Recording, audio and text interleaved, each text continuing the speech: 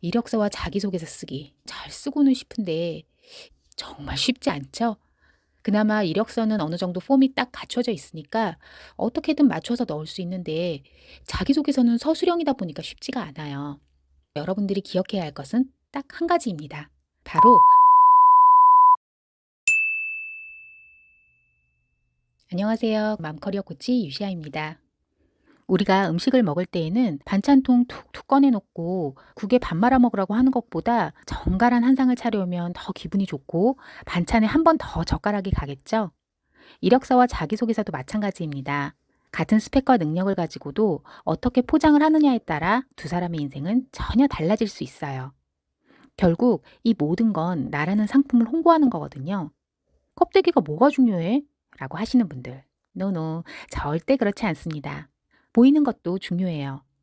인사 담당자는 채용 서류를 평균 10분 내외로 본다는 통계가 있는데요. 제가 체감했을 때는 그보다 더 적은 시간을 보는 것 같아요. 어떤 서류는 한번 쓱 보고 바로 광탈하는 경우도 허다합니다. 대부분이 장황하긴 한데 도무지 핵심을 알 수 없거나 회사가 원하는 방향의 경력이 없거나 하는 경우예요. 그랬을 때에는 핵심을 뽑아서 한눈에 쏙쏙 들어오게 만드는 능력이 굉장히 중요한데요. 실제 업무에서도 이게 매우 중요하기 때문에 인사 담당자는 채용 서류가 잘 읽히는지도 함께 보는 겁니다. 그렇기 때문에 내용을 어떻게 쓰느냐와 더불어 여러분들이 기억해야 할 것은 딱 한 가지입니다. 바로 가독성이에요. 가독성이란 인쇄물이 얼마나 쉽게 읽히는가 하는 정도를 말합니다. 즉, 쓰는 이가 전달하고자 하는 내용을 읽는 이도 한 번에 명확하게 이해하는 정도를 뜻하는데요. 내용이 아무리 좋아도 읽고 싶어지지 않으면 그 가치를 알 길이 없어요. 그렇기 때문에 일단 내 채용 서류가 인사 담당자의 손에 잡히도록, 읽히도록 만들어야 합니다. 어떻게 내 채용 서류에 인사 담당자의 손이 저절로 가도록 할 것인가, 껍데기에 대한 고민을 꼭 하셔야 됩니다. 그래서 오늘은 가독성을 높이는 겉이 알찬 채용 서류 쓰는 법에 대해 알려드릴게요.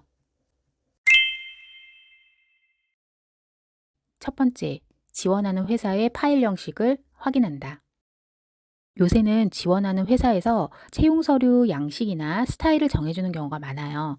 자기소개서와 이력서는 회사마다 적합한 방식이 다 다를 수 있기 때문에 회사의 요구사항이 무엇인지 잘 파악하고 작성해 주셔야 합니다.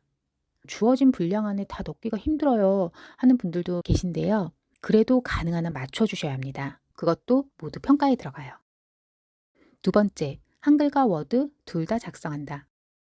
통상적으로 헤드헌터들이 추천 이메일을 보낼 때는 표준 이력서를 첨부해서 보낸다고 하는데요. 표준 이력서는 대부분이 워드 파일로 돼 있어요. 그 이유는 일반 기업들이 워드 파일을 가장 많이 사용하고 있기 때문인데요. 저는 정부 산하기관에서 많이 근무를 했다 보니까 한글을 아무래도 더 많이 사용하게 되더라고요. 그래서 기왕이면 두 가지 다 작성을 해놓고 지원하려는 회사의 특성에 따라서 각각 다르게 보내는 것을 추천합니다.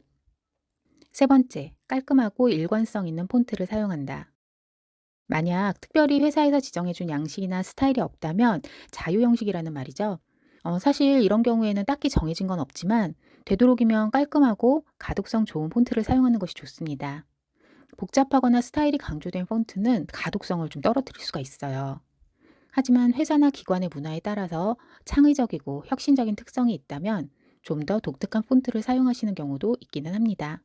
자유 형식이라면은 지원 회사의 로고를 사용한다든지 회사의 특징을 보고 선호할 만한 글씨체를 선택하는 것도 좋습니다. 자기소개서를 작성할 때 폰트 크기는 본문은 10에서 12포인트, 제목이나 소제목은 13에서 16포인트 사이에서 선택을 하시면 돼요. 만약 면접관분들이 좀 나이가 있다라고 예상이 된다면 본문 크기는 11에서 12포인트 정도가 적당하겠죠. 줄간격이나 자간은 표준으로 사용하시는 게 좋습니다. 저는 개인적으로 맑은 고딕을 선호하는데요. 가장 깔끔하고 가독성이 좋아서 그래요.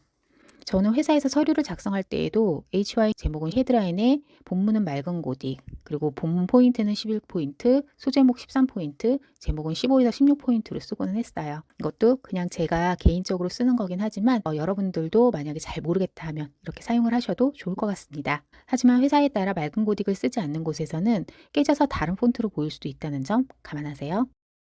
네 번째, 가독성 있는 문단 구성.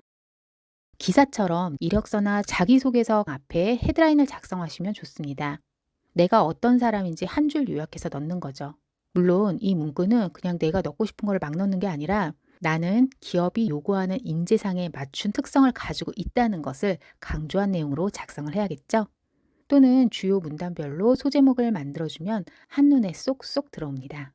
본문 내용 중에도 중요하게 강조하고 싶은 게 있다면 밑줄을 긋거나 형광펜 처리를 하거나 또는 굵게 볼드 처리해 주시는 것도 좋아요. 여기에 한 가지 더 있다면 이력서나 자소서를 쓸 때 가독성을 높이기 위해서는 서류 내에서는 일관된 폰트를 사용하시는 게 좋다는 겁니다.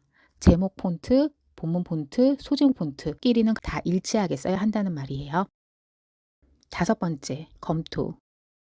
초안을 작성한 뒤에는 가까운 사람에게 검토를 받아보고 피드백을 받으시는 게 좋습니다. 내가 쓴 거는 이상하게도 고쳐야 할 부분이 눈에 잘 안 들어오더라고요.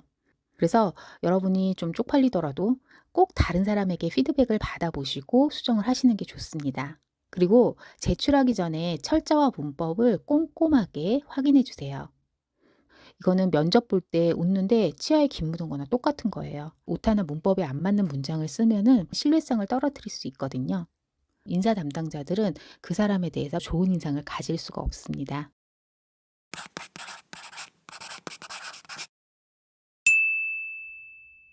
이력서와 자기소개서 작성은 시간과 노력이 필요한 작업입니다.